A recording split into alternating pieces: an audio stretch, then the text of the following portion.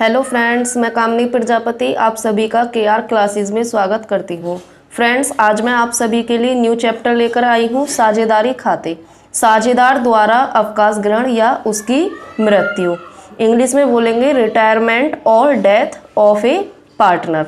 तो देखो, जो हमने लास्ट चैप्टर किया था वो हमारा था साझेदार का प्रवेश। उसमें क्या हो रहा था, दो पार्टनर पहले से हैं, तीसरा पार्टनर आ रहा था।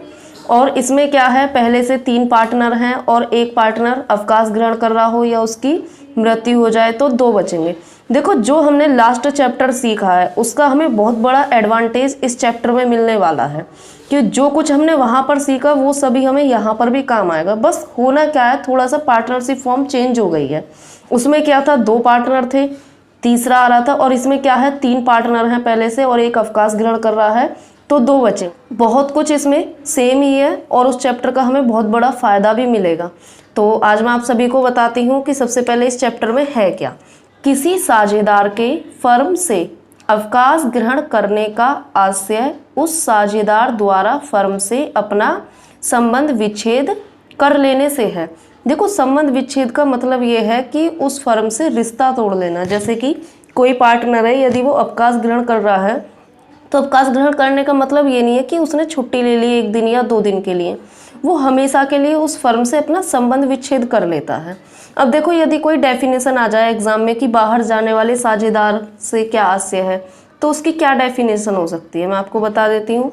बाहर जाने वाले साझेदार से आशय, जब कोई साझेदार फर्म में किसी भी कारण से साझेदार नहीं बना रहता है तो उसे बाहर जाने वाला साझेदार कहा जाता है।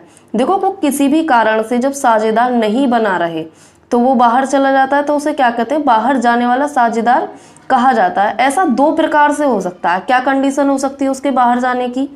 फर्स्ट कंडीशन तो ये है, जब कोई साझेदार फर्म से अवकाश ग्रहण कर ले। और सेकंड पॉइंट क्या है, जब किसी साझेदार की मृत्यु हो जाए। उसमें दो पार्टनर थे, तीसरा आ रहा था, इसमें तीन पार्टनर हैं और एक जा रहा है, तो क्या होगा, दोनों में ही थोड़ा सा सेम हुआ है, बस क्या हुआ है कि फॉर्म चेंज हो गई है। तो देखो, उसमें भी क्या होता था, उसमें भी कुछ कंडीशन थी। जो काम हम उस चैप्टर में किया था हमने, वही काम हमें इस चैप्टर में भी करना है। क्या क्या, देखो मैं आपको बता देती हूँ। साझेदार के अवकाश ग्रहण के समय होने वाली आवश्यक समायोजनाएं। तो देखो, कुछ समायोजन हमने उस चैप्टर में भी किए थे और यहाँ पर भी करने हैं हमें। फर्स्ट पॉइंट है नया लाभ विभाजन अनुपात। देखो, उस चैप्टर में दो पार्टनर थे पहले से, ए और बी, दोनों का अनुपात क्या था, 3:2। तीसरा पार्टनर आ रहा था तो वहां पे हमें क्या करना था, न्यू रेशो को क्रिएट करना पड़ा, नया लाभ विभाजन अनुपात हमें निकालना पड़ा। इसमें भी हमें क्या करना होगा, तीन पार्टनर है ए बी सी, तीनों का अनुपात है 3:2:1। यदि एक पार्टनर अवकाश ग्रहण कर रहा है या उसकी मृत्यु हो रही है या वो संबंध विच्छेद कर रहा है तो इसमें भी हमें क्या करना पड़ेगा, नया लाभ विभाजन अनुपात निकालना पड़ेगा। दोनों में बस क्या हुआ है, पार्टनरशिप फॉर्म चेंज हो गई है, कंडीशन दोनों में ही सेम है और सेम सा ही होगा। बहुत बड़ा एडवांटेज मिलेगा हमें उस चैप्टर का, इसमें थोड़ा बहुत सीखने की जरूरत पड़ेगी। सेकंड पॉइंट है ख्याति का लेखांकन। देखो, ख्याति हमने उसमें भी निकाली थी चैप्टर में, जब दो पार्टनर थे और तीसरा आ रहा था, तो जो तीसरा पार्टनर आता था वो दो पार्टनर को गुडविल बांटता था जो पहले से होते थे। इसमें भी हमें गुडविल निकालनी पड़ेगी। थर्ड पॉइंट है संपत्तियों एवं दायित्वों का पुनर्मूल्यांकन।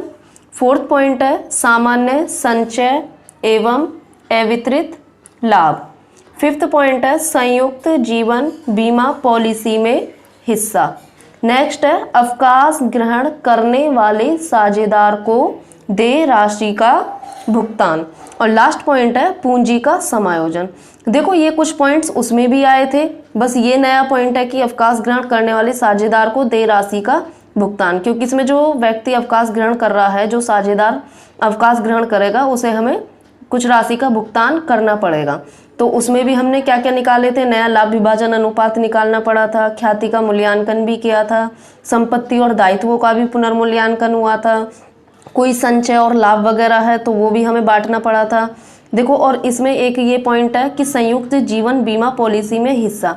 यदि पार्टनर जा भी रहा है, अवकाश ग्रहण कर रहा है, तो उसका उस बीमा पॉलिसी में भी हिस्सा होगा। और अवकाश ग्रहण करने वाले जो साझेदार है उसको देय राशि का भुगतान किया जाएगा और पूंजी का समायोजन होगा, यानी कि कैपिटल एडजस्ट होगी। तो दोनों में ही सेम है और दोनों के अकाउंट भी सेम बनाए जाते हैं। उस चैप्टर में क्या था, नए साझेदार का प्रवेश हुआ था, 2 पार्टनर थे, तीसरा आ रहा था। और इसमें क्या है, 3 पार्टनर हैं पहले से, 1 पार्टनर जा रहा है, तो इसे हम बोलेंगे अवकाश ग्रहण। तो दोनों चैप्टर में थोड़ा सेम है। तो मैं आपको बता देती हूँ कि न्यू रेशो कैसे निकालते हैं। अब मैं आपको बताती हूँ नया लाभ विभाजन अनुपात, न्यू प्रॉफिट शेयरिंग रेशो। देखो फर्स्ट पॉइंट है, जब शेष साझेदारों का नया लाभ हानि अनुपात ना दिया हो तो क्या करना है, देखेंगे इसमें। इस दशा में शेष साझेदार उसी पुराने अनुपात में लाभ विभाजन करेंगे जो उनके मध्य पहले से ही था। इसका मतलब यह है जो पुराना अनुपात है उसी में लाभ विभाजन करेंगे। इसके लिए पुराने लाभ हानि अनुपात में से अवकाश ग्रहण करने वाले साझेदार का हिस्सा हटा दिया जाता है। देखो इसका मतलब ये हुआ कि जो साझेदार अवकाश ग्रहण कर रहा है उसका हिस्सा हटा दिया जाएगा। तो देखो 3 पार्टनर हैं और 3 पार्टनर का अनुपात दिया हुआ है और उसमें से एक जा रहा हो तो पुराने अनुपात ही रहेगा, बस जो जा रहा होगा उसका हिस्सा हटा दिया जाएगा। तो मैं आपको इसे एक एग्जाम्पल के माध्यम से समझा देती हूँ। देखो ये एग्जाम्पल है, राम, श्याम एवं हरि एक फर्म में 3:2:1 के अनुपात में लाभ विभाजन करते हुए साझेदार हैं।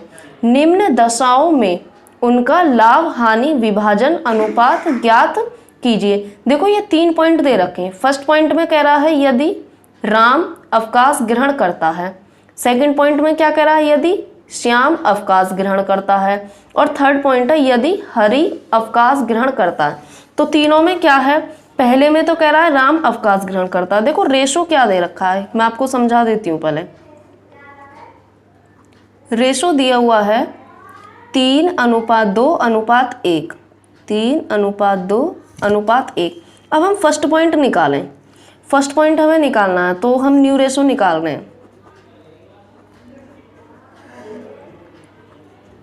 कौन कौन था इसमें, एक तो है राम, दूसरा है श्याम और तीसरा है हरि। देखो 3 पार्टनर, राम, श्याम और हरि। राम का अनुपात तो है 3 और श्याम का अनुपात है 2 और हरि का अनुपात है 1। तो 3, 2, 1 ये तीनों का अनुपात है। अब फर्स्ट पॉइंट में क्या कह रहा है, यदि राम अवकाश ग्रहण करता है, राम अवकाश ग्रहण कर रहा है, ये वाला अवकाश ग्रहण कर रहा है तो ये चला जाएगा। तो अनुपात में अब बचा कौन कौन, तो अब कौन कौन बचा, S और H यानी कि श्याम और हरि बचे। यदि राम अवकाश ग्रहण कर लेगा तो राम को अलग कर देंगे और श्याम और हरि का अनुपात क्या है, 2:1। तो इसका आंसर क्या हो गया, 2:1। ये हमारा न्यू रेशो आ गया। तो फर्स्ट पॉइंट आप सभी को समझ में आ गया। अब सेकंड पॉइंट देखेंगे। सेकंड पॉइंट में क्या था, ऐसे ही सेकंड पॉइंट में निकालेंगे न्यू रेशो। देखो राम है और श्याम और थर्ड है हरि। 3 पार्टनर है, राम, श्याम और हरि। क्या अनुपात है, 3:2:1। ये इनका अनुपात दिया हुआ। अब जो सेकंड पॉइंट है इसमें कह रहा है यदि श्याम अवकाश ग्रहण करता है। अब इसमें कौन जा रहा है, श्याम अवकाश ग्रहण कर रहा है यानी कि ये जा रहा है। तो अब क्या अनुपात बचेगा, अब कौन कौन बचा, राम बचा और हरि बचा। तो राम और हरि का अनुपात क्या है, 3:1। तो देखो इसका आंसर आ गया 3:1। अब ऐसे ही थर्ड पॉइंट में कह रहा है यदि हरि अवकाश ग्रहण करता है तो उसमें क्या करेंगे, थर्ड पॉइंट में भी ऐसे ही लिख देंगे, राम, श्याम, हरि। क्या अनुपात था, 3:2:1। थर्ड पॉइंट में कौन जा रहा है, हरि अवकाश ग्रहण कर रहा है। हरि अवकाश ग्रहण कर रहा है तो हम हरि को अलग कर देंगे। तो न्यू रेशो क्या आ जाएगा,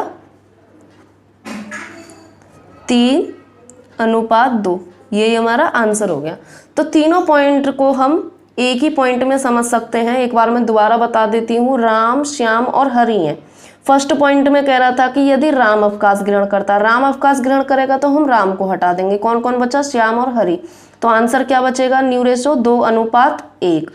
सेकेंड पॉइंट में कह रहा था कि यदि श्याम अवकाश ग्रहण करता है, श्याम अवकाश ग्रहण करेगा तो हम श्याम को हटा देंगे। तो अनुपात क्या बचेगा? 3:1। अब ये थर्ड पॉइंट में क्या कह रहा था? हरि अवकाश ग्रहण कर रहा है, हरि अवकाश ग्रहण कर रहा है तो हरि को हटा देंगे। अनुपात क्या बचा? राम और श्याम का 3:2। तो ये तो वो कंडीशन हुई जिसमें शेष साझेदारों का नया अनुपात ना दिया गया हो। इसका मतलब यह है कि यदि लाभ हानि अनुपात नहीं दिया होगा तो जो उनका पुराना लाभ हानि अनुपात होता है उसी में हम इसे बांटते हैं, लेकिन बस करना क्या होता है, जो तीसरा वाला है जो जा रहा होगा उसका हिस्सा हटा देंगे। तो ये मैंने आपको एक एग्जाम्पल के माध्यम से समझा दिया। देखो मैं आपको एक एग्जाम्पल और बताती हूँ। इसमें ए, बी और सी है, उनका जो शेयर दे रखा है वो 1/2, 3/10, 1/5। इसमें भी यदि हम तीनों कंडीशन से करें कि पहले ए अवकाश ग्रहण कर रहा है तो क्या अनुपात रहेगा, बी अवकाश ग्रहण कर रहा है तो क्या अनुपात रहेगा, और सी अवकाश ग्रहण कर रहा है तो क्या अनुपात होगा। देखो रेशो तब होता जब तीनों का नीचे का पोर्शन सेम होता, यानी कि पहले हमें क्या करना पड़ेगा? एलसीएम निकालना पड़ेगा। तो हम तीनों का एलसीएम लेंगे 2, 10 और 5 का, तो एलसीएम आएगा 10। अब हमें क्या करना है? एलसीएम हमने निकाल लिया, 10 आ गया। देखो 10 जो आया हमारा वो तीनों संख्याओं से कट जाएगा, तो हमने ये एलसीएम ले लिया, इसका 10 आ गया। अब 2 का भाग हमें 10 में देना है तो क्या आएगा? 5, 5 एकम 5। अब हमें 10 का भाग 10 में देना है तो क्या आएगा? 1, 1 तिया 3, और हमें 5 का भाग 10 में देना है तो क्या आएगा? 2, 2 एकम 2। तो देखो ऊपर है 5, 3 और 2, इनका हम टोटल करें तो 10 आ रहा है, और अपॉन में भी क्या है? 10। तो एक्चुअल रेशो हमारी क्या है?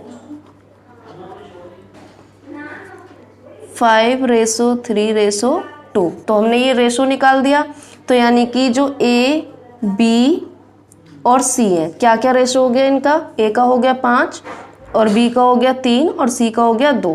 अब हम इसमें कह सकते हैं पहले ए अवकाश ग्रहण कर रहा है, यदि पहले ए अवकाश ग्रहण कर ले तो हमें ए को हटा देना है। तो क्या अनुपात बचेगा? 3:2 बचेगा। एक तो हमारी कंडीशन ये हो गई, पहले हमने इसको ए को हटा दिया। अब सेकंड कंडीशन पूछा है कि यदि बी रिटायरमेंट लेता है, यानी कि बी अवकाश ग्रहण कर रहा है, तो हमें बी को हटा देना है। जब हम बी को हटा देंगे तो हमारा अनुपात क्या बचेगा? 5:2 बचेगा। तो सेकंड कंडीशन में हमारा आंसर क्या आएगा? 5:2। ऐसे ही यदि हम थर्ड कंडीशन देखें कि सी अवकाश ग्रहण करना है, यानी कि सी रिटायर ले रहा है, तो हमें क्या करना है? सी को हटा देना है। तो क्या अनुपात बचेगा? 5:3 बचेगा। तो ध्यान रखना है, बहुत ही सिंपल है, जो भी पार्टनर जा रहा हो हमें उसके हिस्से को हटा देना है। जो 2 पार्टनर बचेंगे वही उनका न्यू रेशो हो जाएगा। तो ये तो हो गई फर्स्ट कंडीशन। अब सेकंड कंडीशन मैं आपको नेक्स्ट वीडियो में बताऊंगी। इस वीडियो में आप फर्स्ट कंडीशन को अच्छे से समझ लेना। और आज मैंने आप सभी को क्या बताया कि पार्टनरशिप जो अकाउंट चल रहा है हमारा, उसमें सेकंड चैप्टर है रिटायरमेंट और डेथ ऑफ ए पार्टनर, यानी कि कोई पार्टनर है या तो वो रिटायरमेंट ले रहा है या उसकी डेथ हो गई है। तो 2 पार्टनर हैं, तीसरा आता है जब तो होता है admission of a new partner, यानी कि नए साझेदार का प्रवेश। और ये क्या है? रिटायरमेंट और डेथ ऑफ ए पार्टनर, यानी कि कोई साझेदार है वो अवकाश ग्रहण कर रहा है या उसकी मृत्यु हो जाए। तो ऐसे में हम न्यू रेशो कैसे निकालेंगे, मैंने आपको कैलकुलेशन बता दी है न्यू रेशो की। तो इस वीडियो को आप अच्छे से देख लेना, नेक्स्ट वीडियो में आपको आगे कराऊंगी। तो आज की वीडियो को देखने के लिए धन्यवाद।